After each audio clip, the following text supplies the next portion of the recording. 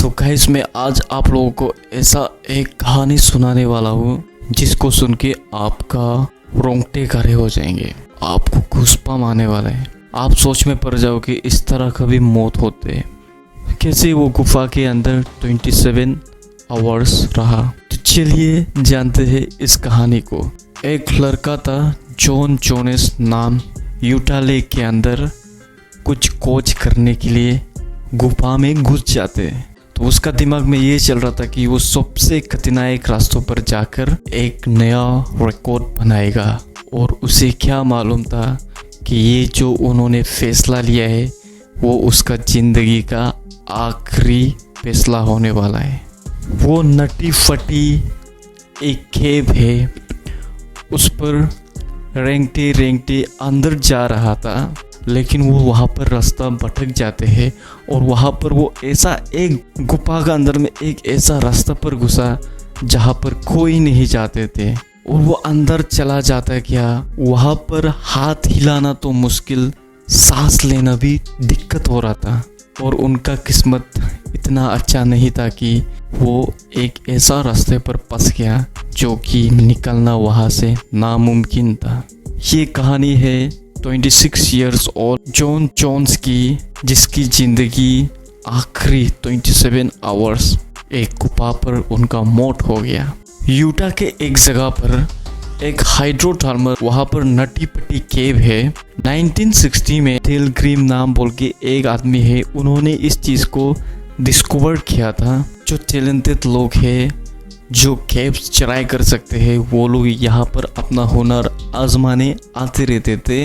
नटी फटी केव का अंदर में बहुत फिसलन होती है, उसके वजह से ये केव जो है बहुत ही ज़्यादा फेमस है। और इसके अंदर जाने का सिर्फ एक ही रास्ता है, और वो भी सिर्फ 30 इंच चौड़ा है।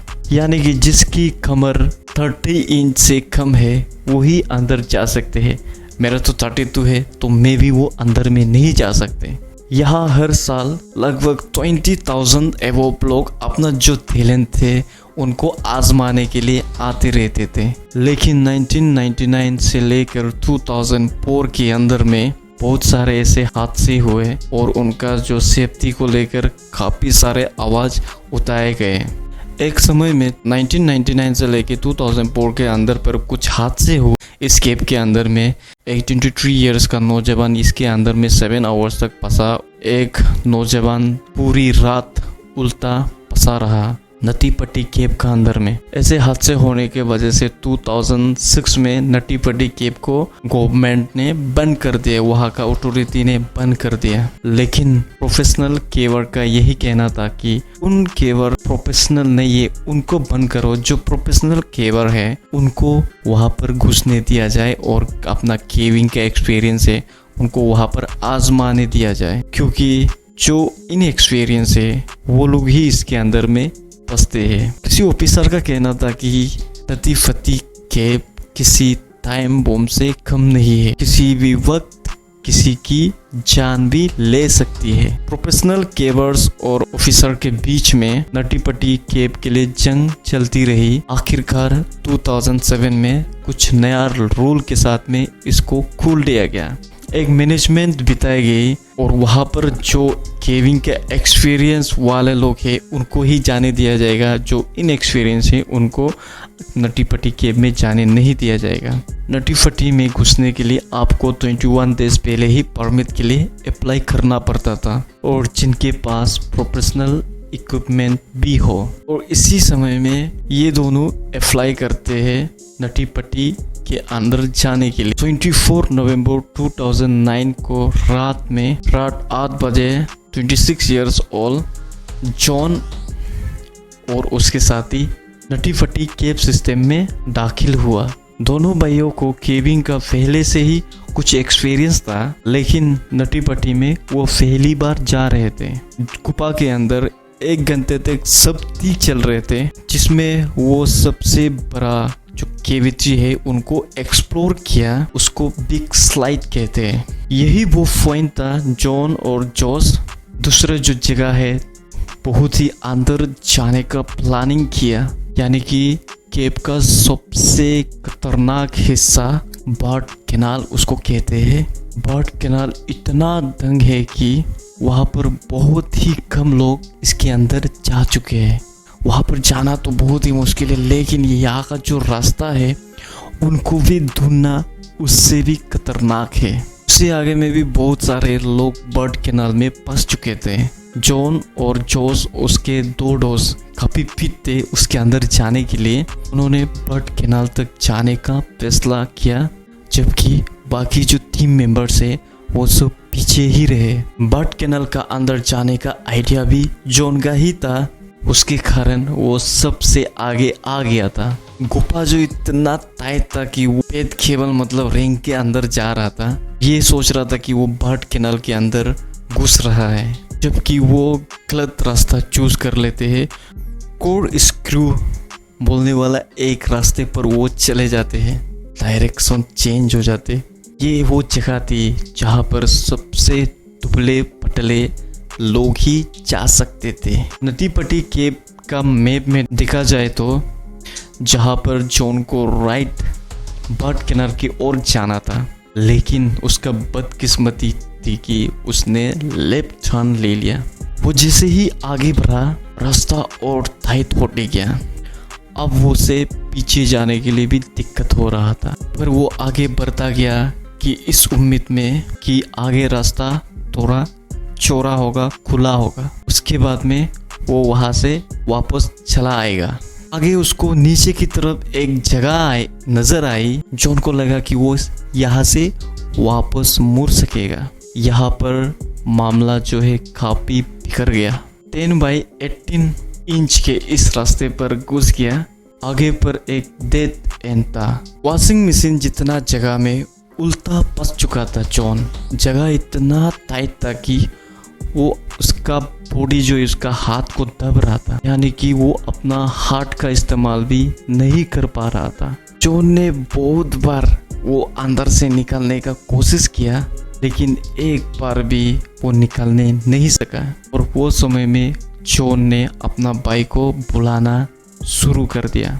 कुछ मिनट के बाद में जब जोस वहाँ पर पहुँचा, जॉन की सिर्फ टांगे नजर आ रहा था, लेकिन जब वो उसका टांग देखा तो जोस ने उसका जो भाई है उनका थोड़ा सा मजाक उड़ाया। उसको विश्वास नहीं हो रहा था कि वो सच्ची में उधर धंस गया। लेकिन जब ये सीरियस मैटर है बोल के पता चला, जोस भी घबराने लगा। जोस ने जॉन की टांग को कई बार खींच के बाहर निकालने का कोशिश किया, लेकिन उस पर मामला और बिगड़ गया। ऐसे खींचने पर जॉन जो है और नीचे चला गया। जॉन उल्टा फंसा हुआ था, अपने बॉडी को बिल्कुल नहीं हिला पा रहा था। ऐसे समय में दोनों भाइयों को लगा कि अभी उनको प्रोफेशनल हेल्पर की ज़रूरत है। सिचुएशन ये था कि 911 कॉल करने के लिए केव के अंदर में नेटवर्क भी नहीं थे। तभी जोस को बाहर आना पड़ा। कॉल करने के बाद में वो वापस अपने भाई के पास चला गया। करीब 3 आवर्स के बाद में रेस्क्यू टीम पहुंचे। ये सूजी मोतोला थी जिन्होंने 2 आवर्स तक जॉन को निकलने की कोशिश की, लेकिन जॉन उनकी उम्मीद से ज़्यादा फंसा हुआ था। जगह इतनी टाइट थी कि सूजी ने उनकी जो जीन्स है उनको भी काटा ताकि थोड़ा सा और जगह मिले, लेकिन इससे भी काम नहीं बना। आखिरकार सूजी भी एग्जॉस्ट होकर बाहर वापस आ गई। बाहर जॉन की बीवी, उसकी बेटी, रेस्क्यू टीम के 30 लोग और भी वहां पर पहुंच चुके थे। वो जॉन को बाहर निकलने के लिए कई तरीका अपनाने का कोशिश कर रहे थे। उनमें से एक तरीका उसका जो पैर है उनको काटने का भी था। उन्होंने फाइनली रस्सी और पुली सिस्टम का इस्तेमाल करने का सोचा, जिसको जॉन की टांगों पर बांधकर खींचा जाएगा। लेकिन सिचुएशन ये था कि उस पुली को इस तरह लगाना था कि सारा लोड जो है सिर्फ पुली पर पड़े, लेकिन पत्थरों पर नहीं। तो सिचुएशन बहुत ही खराब हो रहा था गाइस। यहाँ पर पुली को हार के पत्थरों पर ड्रिल करके फिक्स करने लगा। उसमें बहुत ही खतरा था कि पत्थर जो है टूट कर रास्ता को बंद भी किया जा सकता था, लेकिन फिलहाल इसके अलावा कोई और ऑप्शन भी नहीं था। जब ड्रिल कर रहा था, कुछ पत्थर जो है गिर के जॉन के ऊपर में भी गिरने लगे। 700 फुट की गहराई में ये काम करना आसान नहीं था। वहाँ पर टाइम भी बहुत ही कंज्यूम हो रहा था। ऊपर से इतना टाइट रास्ता था कि एक समय पे एक रेस्क्यू आदमी ही अंदर जा सकता था। ऊपर में रेस्क्यू टीम के लोग 100 से ज़्यादा हो गया था, लेकिन वो सारे भी कुछ नहीं कर पा रहे थे। और वहाँ पर एक डॉक्टर था, वो सिचुएशन को समझने लगा। उन्होंने बताया कि जॉन जो है उल्टा फंसा हुआ है, तो उनके साथ में जिंदा रहने का सिर्फ 10 घंटा सिर्फ है, यानी कि 10 आवर्स ओनली लेफ्ट। और 10 आवर्स के बाद में जॉन के ऑर्गन्स जो है धीरे धीरे बंद करना स्टार्ट हो जाएगा। ह्यूमन बॉडी जो है सीधा रहने के लिए बना हुआ है, जिसमें दिल के लोकेशन ऊपर वाले बॉडी पर है। हार्ट पंप करके पूरी बॉडी को खून सप्लाई करता है। 80% खून नीचे वाले पोर्शन को सप्लाई होता है। ग्रेविटी की मदद से आसानी से सप्लाई जो है पहुंच जाते हैं नीचे तरफ। क्योंकि अब जॉन उल्टा हो गया, उसके हार्ट को ज़्यादा फोर्स लगाकर ऊपर तरफ पहुंचाना होगा, जिसमें हार्ट को ओवर टाइम काम करना पड़ेगा। डॉक्टर का कहना था कि इससे किसी भी वक्त किसी भी समय जॉन को हार्ट अटैक आ सकता है। ये जानने के बाद में रेस्क्यू टीम जॉन को कम से कम सीधा करने की कोशिश की। घंटों इंतज़ार करने के बाद पुल्ली इंस्टॉल हुई और जॉन को पैर से बांधकर खींचा गया, लेकिन जल्द ही वो दूसरा सिचुएशन में फंस गया। जैसे कि आप देख सकते हैं, जॉन की पैर इस पोजीशन पर थी, वो बेंड नहीं हो पा रहा था। जब वो पैर को खींचते, पैर जो है हार की छत से टकरा जाता था। जॉन को कई मशक्कत करने के बाद में इस सिचुएशन से तो निकाल दिया गया। आखिरी समय में एक पुल्ली बिखर कर निकल गया और जॉन को वही जगह जाना पड़ा जहां वो पहले था। जॉन अब काफ़ी पैनिक हो रहा था। तभी 2 वे कम्युनिकेशन सिस्टम अंदर भेजा गया ताकि वो अपना बीवी से बात करके थोड़ा रिलैक्स हो सके। ये तरीका काम कर गया और जॉन काफ़ी हद तक ठीक हो गया। आखिरकार 19 आवर्स के बाद जॉन को दोबारा खींचने का प्रयास कर रहे थे। ये काम बहुत ही संभाल कर करना था, क्योंकि जब रस्सी से जॉन को खींच रहा था, जॉन के पैर पर बहुत ही ज़्यादा प्रेशर पड़ रहा था। बड़ी मुश्किल से उसको काफ़ी हद तक बाहर निकाल लिया गया, इतना बाहर कि अब उसका पेस रेस्क्यू वर्कर देख सकता था। उस रेस्क्यू वर्कर ने बाद में बताया जॉन की आंखें लाल थी, उसकी पेस पर बहुत ही खुशी की चमक थी।